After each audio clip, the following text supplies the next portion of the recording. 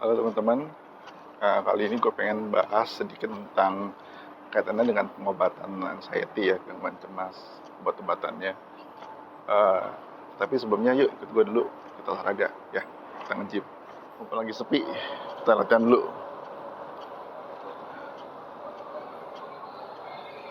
Halo, Halo Kak.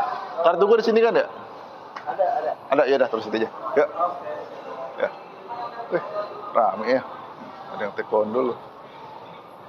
Yang nge-gym nggak banyak. Bagus deh. Bang, anjay, pagi-pagi rajin. Yuk.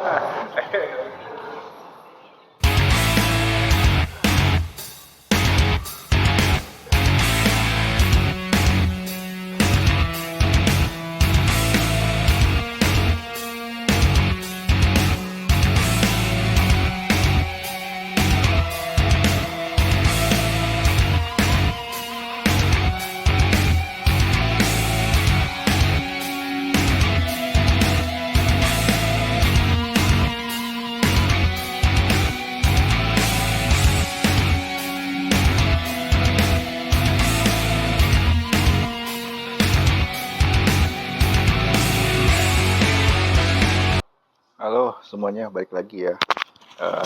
Tadi kita habis olahraga. Ini sebenarnya gue retake ulang. Jadi pas tadi gue ngerekam di tempat fitness, bahas pembahasan ini terlalu banyak noise.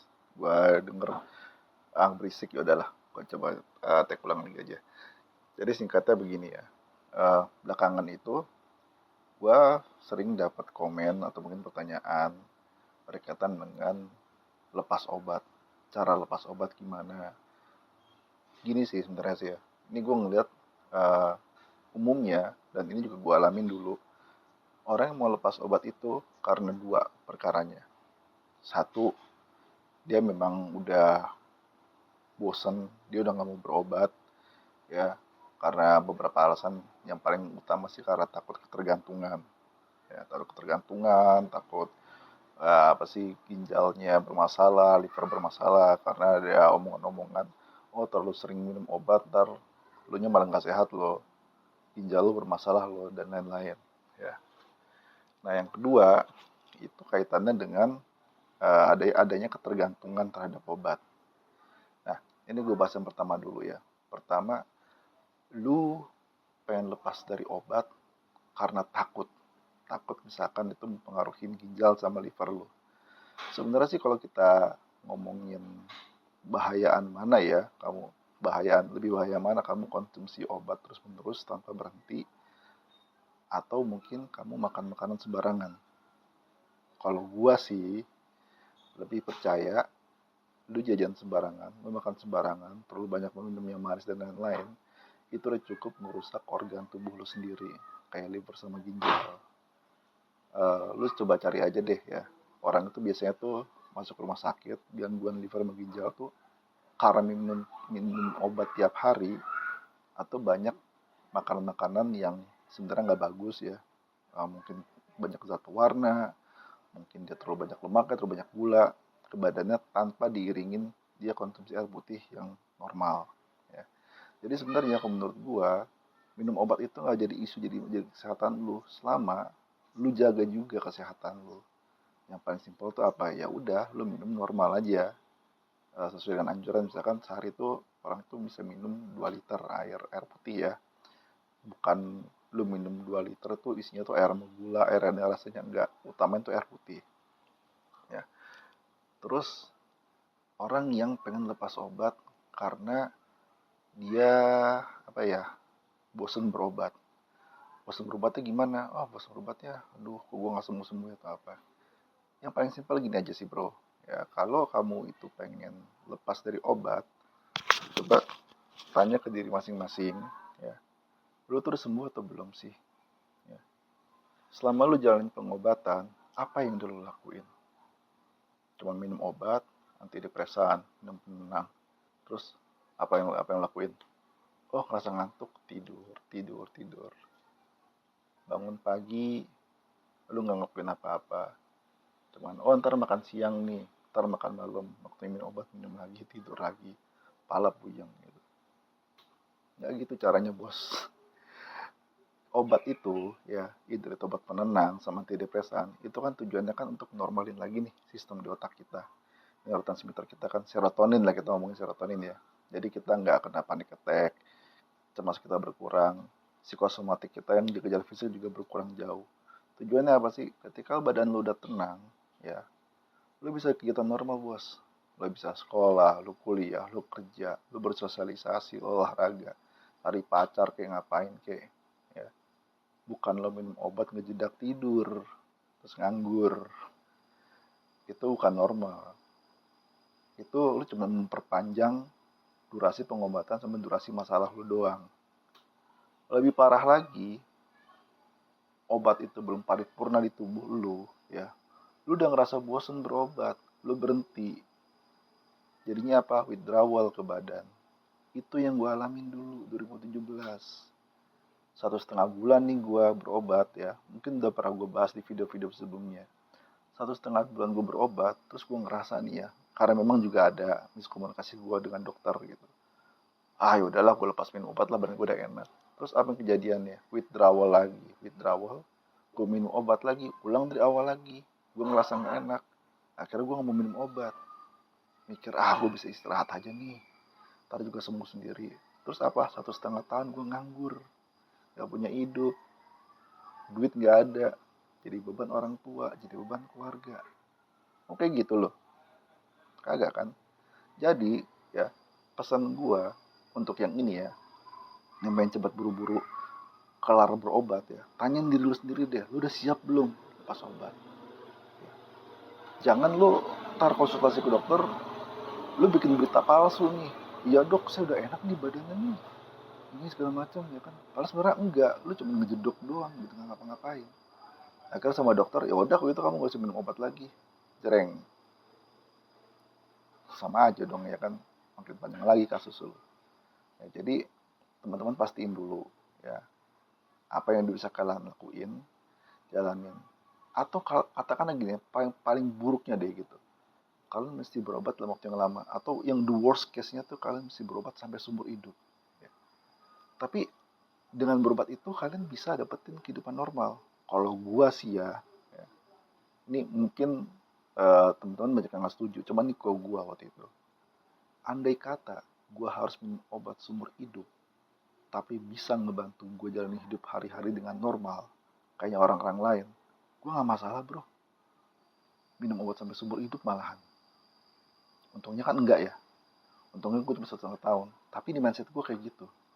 Nah apakah setelah gue lepas obat gue bener-bener sembuh? Nggak juga, gue berapa kali kumat kok. Gue berapa kali kumat, tapi ketika kumat gue udah tahu nih, oh ini gara-gara cemas gue lagi naik nih. Cemasnya gara-gara kenapa? Gara-gara tingkat stres gue lagi tinggi. Terus apa yang gue lakuin? Ya udah, gue coba benerin dari makanan gue, dari asupan vitamin gue, suplemen gue. Bagian suplemen vitamin mungkin ada batas sendiri ya, tapi gue coba-coba itu, gue coba perbaiki asam nutrisi sama istirahat gue, dan gue coba caranya biar ngelola stres gue kayak gimana. Kalau itu nggak mempan juga, gue juga berapa kali kok ke dokter lagi gitu, kayak minta Xanax gitu ya, obat penenang. Tapi apakah Xanax itu gue minum tiap hari? Enggak. Kalau gue udah ngerasa burn out, gue rasa udah kayak mau meledak, malam sebelum tidur gue minum. Oh tidur gue jadi pleng, tak bangun pagi besok nggak ada masalah, kantor biasa. Terus apakah gue minum lagi? Enggak, itu cuma buat kuncian doang. Terus gue juga minumnya juga enggak satu tablet, satu obat langsung enggak. Gue paling cuma setengah-setengah doang. Kecil gitu gue bagi-bagiin juga. Ya. Jadi ini kaitannya gue ngomongin Xanax, Alprazolam ini kaitannya dengan yang selanjutnya nih. Mau berhenti berobat karena lu ngerasa udah ketergantungan. Ada orang-orang yang memang mencoba tapering, coba lepas obat, baru lepas beberapa jam doang kepalanya sakit lah, inilah itu, jadi gejala psikosomatiknya tuh mungkin gejala withdrawal langsung muncul. Nah gini sih ya, kalau ngomongin ketergantungan obat, apalagi ketergantungan obat penenang, itu biasanya memang sering terjadi kalau untuk obatnya itu alprazolam atau Xanax ya. Jadi itu obat itu memang luar biasa sih untuk gua. Jadi di antara banyak golongan penenang lainnya itu, alprazolam alias Xanax itu memang menurut gua itu udah tingkat dewa lah. Kenapa? Karena efeknya cepat, terus juga dia juga gak butuh penambahan dosis untuk rasain hasilnya gitu. Jadi badan lu tuh nggak ngedemand untuk tambah banyak. Tapi masalahnya kalau salah dalam pengobatan, contohnya pengobatan pakai golongan benzodiazepin atau alprazolam itu diberikan misalkan nggak diimbangin dengan antidepresan. Padahal kan sebenarnya kan lini utama pengobatan anxiety itu kan dari antidepresan. Misalkan lebih banyak dari alprazolamnya atau bahkan nggak ada antidepresan sama sekali. Terus juga mungkin juga ada orang yang keluhan GERD juga kadang-kadang kan ada tuh dirasakan obat lambung tuh ada golongan alprazolamnya kan. Nah, kalau ada kesalahan dalam pengobatan itu memang resiko ketergantungan jadi ada ya. Jadi harusnya sih kalau yang kita berobat gangguan cemas itu kita selalu dikasih atau diracik ada obat penenang, ada antidepresan, tapi antidepresan sebagai utama ya. Kecuali kalau pasiennya bandel, misalkan antidepresan gak enak, gue minum obat penenangnya aja deh. Ya itu bukan salah dokternya, itu bisa jadi masalah kitanya. Nah oke, sekarang gimana nih kalau misalkan kita ini udah ketergantungan sama alprazolam, ya harus dokter lagi yang menanganinya bro. Itu menangani ketergantungan alprazolam atau obat-obat penenang itu nggak sehari dua hari, 1-2 minggu, 1-2 bulan, enggak. Itu bisa tahunan loh, tergantung tingkat keparahannya ya. Cara-cara ngurangin gimana? Ya biasanya dokter akan ngurangin mungkin di tapering gitu kan. Misalkan biasanya berapa gram, akhirnya berkurang. Atau mungkin golongan penenangnya dialihkan ke obat yang lain yang mungkin nggak sepaten, misalkan nggak sepaten Xanax ya, cuman mungkin bisa jadi peralihan sementara sampai akhirnya dosis berkurang dan selesai. Tapi jangan buru-buru juga lu pengen gue pengen sembuh, gue pengen lepas obat. Baik lagi ketika lu minum obat, lu ngerasa badan lu enak, lu berkegiatan aja udah normal. Kegiatan normal, oh bulan depan nih kontrol, dikasih obat lagi minum lagi, oh normal, dikasih minum obat minum lagi. Terus ntar bilang ke dokter, dok saya udah ada kemajuan nih gini bisa dikurangi nggak dosisnya? Dikurangin. Even tuh bisa sampai tahunan, cuman ada progres, dosisnya berkurang dan akhirnya lepas sama sekali. Selagi masa berobat itu adalah waktu yang baik untuk melatih diri, melatih ya lu berkegiatan normal dan melatih emosi lu juga. Kalau bagian emosi jujur gue juga masih sering miss ya, masih sering banyak hal-hal yang gue nggak bisa kontrol emosi gue. Jadi nggak heran kalau misalkan gue kadang-kadang juga suka 1-2 kali kumat. uh, Cemas gue kumat gitu ya, misalkan kalau lagi di jalan atau apa. Walaupun alhamdulillah sih bukan cemas yang sampai deg-degan, jantung sakit, terus lambung sampai gitu, sampai kayak ketekan. Alhamdulillah ada nggak kayak gitu. Ya, jadi ini buat teman-teman yang nonton, tonton dulu sampai habis ya. Jadi kalau misalkan ada pertanyaan-pertanyaan masalah pengen lepas obat, berapa lama gue berobat, itu udah berapa kali gue ulang ya. Terus juga misalkan ada pertanyaan, bang gue kok ngerasain ini di badan ya, ngerasain panas, ngerasain apa. Gini, kalau gangguan kecemasan dan psikosomatik itu biasanya ada ciri-ciri yang memang umum dirasain semua orang. Deg-degan, lambung panas, terus mungkin ada juga yang pusing. Tapi sisa-sisanya itu bisa beda tiap orang.